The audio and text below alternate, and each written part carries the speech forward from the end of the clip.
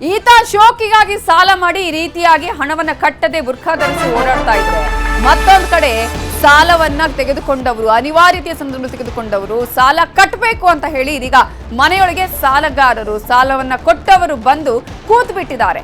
Time ಕೊಡಿ ಅಂತ ಕೇಳಿದ್ರೂ ಬಿಡದೆ ಮನೆ ಒಳಗೆ ಬಂದು ಟಾರ್ಚರ್ ಅನ್ನ ಕೊಟ್ಟಿದ್ದಾರೆ. ಕಣ್ಣೀರಿಟ್ರು. ಮಹಿಳೆಯರ ಬಗ್ಗೆ ಕನಿಕರನೇ ಬರ್ತಿಲ್ಲ. ಇಲ್ಲಿ ಕನಿಕರ ಅನ್ನೋದೇ ಇಲ್ಲ ಅಂತ ಹೇಳ್ತಾರೆ ಮೈಕ್ರೋ ಫೈನಾನ್ಸ್ ಅವರು. ಮೈಕ್ರೋ ಫೈನಾನ್ಸ್ ಹಾಗೂ ಸಾಲ ಪಡೆದವರ ಗಲಾಟೆಯಾಗಿದೆ. ಊರಿನ ಜನರೆಲ್ಲ ಸೇರ್ಕೊಂಡ ಮೇಲೆ ಆಗ ಮೈಕ್ರೋ ಫೈನಾನ್ಸ್ ಅವರು ಓಡ್ ಹೋಗಿದ್ದಾರೆ ಅವರ ಮನೆಯಿಂದ. ಹಾಸನದ ಅರಕಲಗೂಡಿನ ಕಾಳೇನಹಳ್ಳಿಯಲ್ಲಿ ಈ ಘಟನೆ ನಡೆದಿದೆ. ಗ್ರಾಮಕ್ಕೆ ಕೊಣನೂರು ಪೊಲೀಸ್ ಠಾಣೆಯ ಸಬ್ ಇನ್ಸ್ಪೆಕ್ಟರ್ ಭೇಟಿ ಕೊಟ್ಟು ಜನರಿಂದ ಈಗ ಅಹವಾಲನ್ನ ಸ್ವೀಕರಿಸಿದ್ದಾರೆ. ಏನೇನು ಆಗಿದೆ ಅನ್ನುವಂತಹ ದೂರನ್ನ ಸ್ವೀಕರಿಸಿದ್ದಾರೆ. ಪ್ರಕರಣ ದಾಖಲಿಸಿಕೊಂಡಿದ್ದಾರೆ. ಈಗಾಗಲೇ ಸಿದ್ದರಾಮಯ್ಯ ಅವರು ಮೊನ್ನೆ ಸಭೆಯನ್ನ ಮಾಡಿ ಕಠಿಣ ಎಚ್ಚರಿಕೆಯನ್ನ ಕೊಟ್ಟಿದ್ದಾರೆ ಮೈಕ್ರೋ ಫೈನಾನ್ಸ್ ಅವರಿಗೆ. ಯಾರಿಗೂ ಈ ರೀತಿಯಾದಂತಹ ದೌರ್ಜನ್ಯ ಮಾಡಬಾರ್ದು, ಟಾರ್ಚರ್ ಕೊಡಬಾರ್ದು ಅಂತ ಹೇಳಿ. ಆದ್ರೆ ಮತ್ತೆ ಮತ್ತೆ ಜಾಸ್ತಿ ಆಗ್ತಾನೆ ಇದೆ. ಸಿಎಂ ವಾರ್ನಿಂಗ್ ಕೂಡ ಬರ್ತಾ ಇಲ್ಲ. ಮೈಕ್ರೋ ಫೈನಾನ್ಸ್ ಸಿಬ್ಬಂದಿ ಅವರು ಮನೆಯೊಳಗೆ ಬರ್ತಾರೆ. ಮಹಿಳೆಯರು ಕಣ್ಣೀರು ಹಾಕಿದ್ರು ಕೂಡ ಅದಕ್ಕೆ ಬೆಲೆನೂ ಕೊಡದೆ ಮನೆಯೊಳಗೆ ಕೂತು ಹಣ ಕೊಡಿ ಅಂತ ಹೇಳಿ ಕೂತು ಅಲ್ಲಿ ಸಾಲವನ್ನ ಪಡ್ಕೊಳ್ಳುವಂತಹ ಒಂದು ಕೆಲಸವನ್ನ ಮಾಡ್ತಿದ್ದಾರೆ.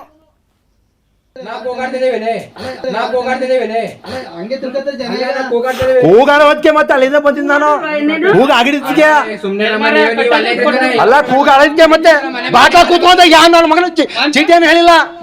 ಬಾಟ್ಲಾ ಕೂತ್ಕೊಂಡ ಯಾವನ ಹೇಳಿಲ್ಲ. ಬಾಟ್ಲಾ ಕೂತ್ಕೊಳ್ಳಕ್ಕೆ ಬಾಯಗಡಿಕೆ ಅವ್ರಿಗೆ ಮಾಡಿ ಕಲ್ಸ ಪಾಠ ಕಲ್ಸಿರ ಸರಗಂತೆ ಏನ್ ಕಾಣದಂಗೆ ಯಾವ್ದೂ ಇಲ್ಲ. ಇತ್ತು ಲಾಕ್ಡೌನ್ ಮಿಚ್ಚಾಗಿ ಒಂದು ಕಾನೂನು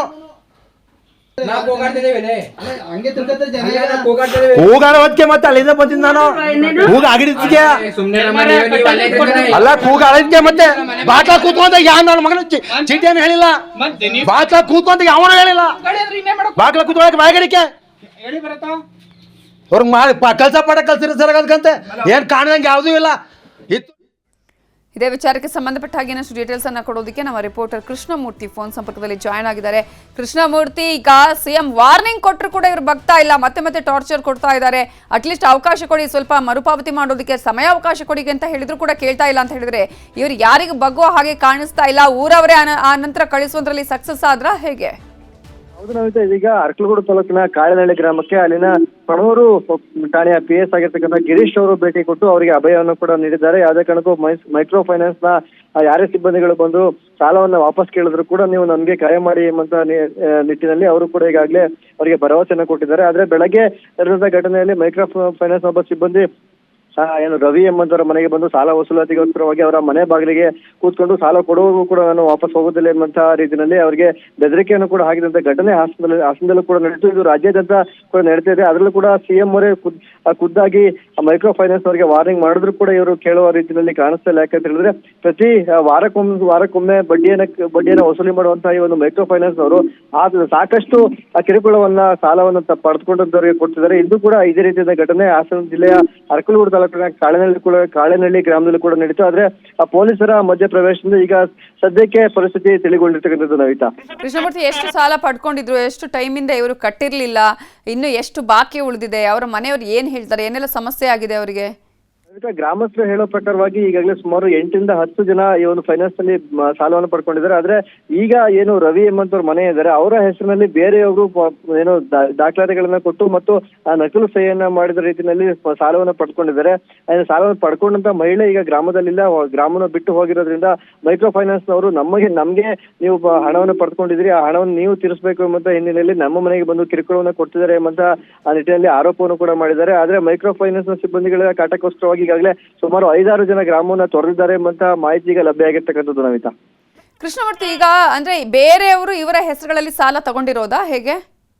ಕೆಲವರು ಅವರೇ ಸಾಲವನ್ನು ತೆಗೆದುಕೊಂಡಿದ್ದಾರೆ, ಮತ್ತೆ ಕೆಲವರ ಹೆಸರಲ್ಲಿ ಬೇರೆಯವರು ಸಾಲವನ್ನು ಕೂಡ ಪಡ್ಕೊಂಡು ನಕಲಿ ಸಹಿಯನ್ನ ಮಾಡಿ ಮೈಕ್ರೋ ಫೈನಾನ್ಸ್ ನಿಂದ ಸಾಲವನ್ನು ಕೂಡ ಪಡ್ಕೊಂಡಿದ್ದಾರೆ. ಆದ್ರೆ ಸಾಲವನ್ನ ಕೊಟ್ಟಿರ್ತಕ್ಕಂಥ ಮೈಕ್ರೋ ಫೈನಾನ್ಸ್ ನವರು ಕೂಡ ಸಾಲ ಕೊಡುವಂತ ಸಂದರ್ಭದಲ್ಲಿ ಆ ಎಲ್ಲ ದಾಖಲಾತಿಗಳನ್ನ ಪರಿಶೀಲನೆ ಮಾಡ್ಕೊಳ್ಬೇಕಾಗಿತ್ತು ಮತ್ತು ಯಾರು ಸಾಲ ತೆಗೆದುಕೊಳ್ತಿದ್ದಾರೆ ಎಂಬುದನ್ನು ಕೂಡ ಪರಿಶೀಲನೆ ಮಾಡಿಕೊಂಡು ನೇರವಾಗಿ ಯಾರು ಸಾಲವನ್ನ ಪಡ್ಕೊಂಡಿದ್ದಾರೆ ಅವರಿಗೆ ಸಾಲವನ್ನ ಹಸ್ತಾಂತರ ಮಾಡಬೇಕಾಗಿತ್ತು. ಆದ್ರೆ ಇಲ್ಲಿ ಈ ಒಂದು ಗ್ರಾಮದಲ್ಲಿ ಮೈಕ್ರೋ ಫೈನಾನ್ಸ್ ನ ಸಿಬ್ಬಂದಿಗಳು ಕೂಡ ತಪ್ಪನ್ನ ಮಾಡಿರ್ತಕ್ಕಂಥದ್ದು. ಮೈಕ್ರೋ ಫೈನಾನ್ಸ್ ಅವರು ಯಾರಿಗೆ ಬೇಕಂದ್ರೆ ಅವರಿಗೆ ಸಾಲವನ್ನು ಕೂಡ ನೀಡಿದ್ದಾರೆ. ಈ ಹಿನ್ನೆಲೆಯಲ್ಲಿ ಕೆಲವರ ನಕಲಿ ಸಹಿಯನ್ನು ಕೂಡ ಮಾಡಿ ದಾಖಲಾತಿಗಳನ್ನು ಕೂಡ ಕೊಟ್ಟು ಸಾಲವನ್ನು ಪಡ್ಕೊಂಡಿದ್ದಾರೆ.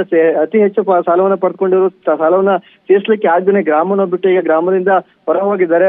ಗ್ರಾಮದಲ್ಲಿರ್ತಕ್ಕಂಥ ಗ್ರಾಮಸ್ಥರಿಗೆ ಈಗ ಒಂದು ಕಿರುಕುಳವನ್ನ ಮೈಕ್ರೋ ಫೈನಾನ್ಸ್ ಅವರು ಕೊಡ್ತಿರೋದ್ರಿಂದ ನಾವು ಸಾಲ ಪಡ್ಕೊಂಡಿಲ್ಲ ಆದ್ರೂ ಕೂಡ ನಮಗೆ ಸಾಲವನ್ನ ತೀರಿಸಲಿಕ್ಕೆ ಕಿರುಕುಳವನ್ನ ಕೊಡ್ತಿದ್ದಾರೆ ಎಂಬಂತ ನಿಟ್ಟಿನಲ್ಲಿ ಪೊಲೀಸರ ಮೊರೆಯನ್ನ ಕಾಳೆನಹಳ್ಳಿ ಗ್ರಾಮಸ್ಥರು ಕೂಡ ಹೋಗಿದ್ದಾರೆ.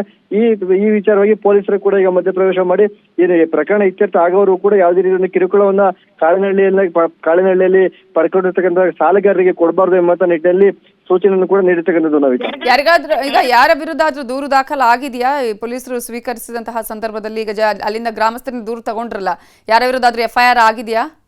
ಸದ್ಯಕ್ಕೆ ಈಗಷ್ಟೇ ಅಲ್ಲಿನ ಠಾಣೆಯ ಪೊಲೀಸ್ ಸಬ್ ಇನ್ಸ್ಪೆಕ್ಟರ್ ಬಂದು ಯಾವೆಲ್ಲ ರೀತಿಯಲ್ಲಿ ಘಟನೆ ನಡೆದಿದೆ, ಯಾರ್ಯಾರ ಹೆಸರಲ್ಲಿ ಸಾಲವನ್ನ ಪಡೆದುಕೊಳ್ಳಲಾಗಿದೆ ಮತ್ತು ಆ ಸಾಲವನ್ನ ಯಾರು ಪಡೆದುಕೊಂಡು ಯಾರ ಹೆಸರಲ್ಲಿ ನಕಲಿ ದಾಖಲಾತಿಗಳನ್ನು ಸೃಷ್ಟಿ ಮಾಡಿದ್ದಾರೆ ಎಂಬಂತ ಎಲ್ಲ ಮಾಹಿತಿಯನ್ನು ಕೂಡ ಕಲೆ ಹಾಕಿದ್ದಾರೆ. ಇನ್ನೇನು ಕೆಲವೇ ಹೊತ್ತಿನ ನಂತರದಲ್ಲಿ ಠಾಣೆಗೆ ತೆರಳಿದ ನಂತರದಲ್ಲಿ ಅವರು FIR ಅನ್ನು ಯಾರ ವಿರುದ್ಧ ಮಾಡ್ತಾರೆ ಮತ್ತು ಯಾರು ದೂರುದಾರರಾಗಿ ದೂರನ್ನು ದಾಖಲು ಮಾಡ್ತಾರೆ ಎಂಬಂತ ಮಾಹಿತಿಯನ್ನ ಅವರು ಇನ್ನಷ್ಟೇ ಕೊಡಬೇಕು.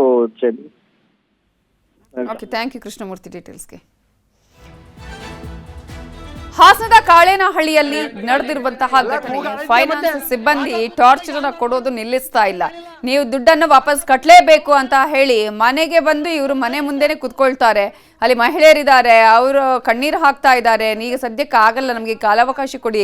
ಕೆಲವರು ತಾವು ತಗೊಂಡಿಲ್ಲ, ಆದರೆ ನಮ್ಮ ಹೆಸರಲ್ಲಿ ಬೇರೆಯವರು ತಗೊಂಡಿದ್ದಾರೆ ಅಂತ ಹೇಳಿದ್ರು ಕೂಡ ಮೈಕ್ರೋ ಫೈನಾನ್ಸ್ ಸಿಬ್ಬಂದಿಗೆ ಅಲ್ಲಿ ಕನಿಕರ ಅನ್ನೋದೇ ಇಲ್ಲ ಅನ್ನುವ ರೀತಿಯಾಗಿ ವರ್ತನೆ ಮಾಡ್ತಾ ಇದ್ರು. ಇದರಿಂದ ಬೇಸತ್ತಂತಹ ಗ್ರಾಮಸ್ಥರಿದ್ದಾರಲ್ಲ, ಕೊನೆಗೆ ಎಲ್ಲರೂ ಬಂದು ಅವರಿಗೆ ಏನಿದು ಈ ತರ ಯಾಕೆ ಮಾಡ್ತಾ ಇದ್ದೀರಾ, ಮನೆಗೆ ಬಂದು ಕೇಳುವಂತಹ ಒಂದು ಅವಕಾಶ ಕೊಟ್ಟವರು ಯಾರು ನಿಮ್ಗೆ?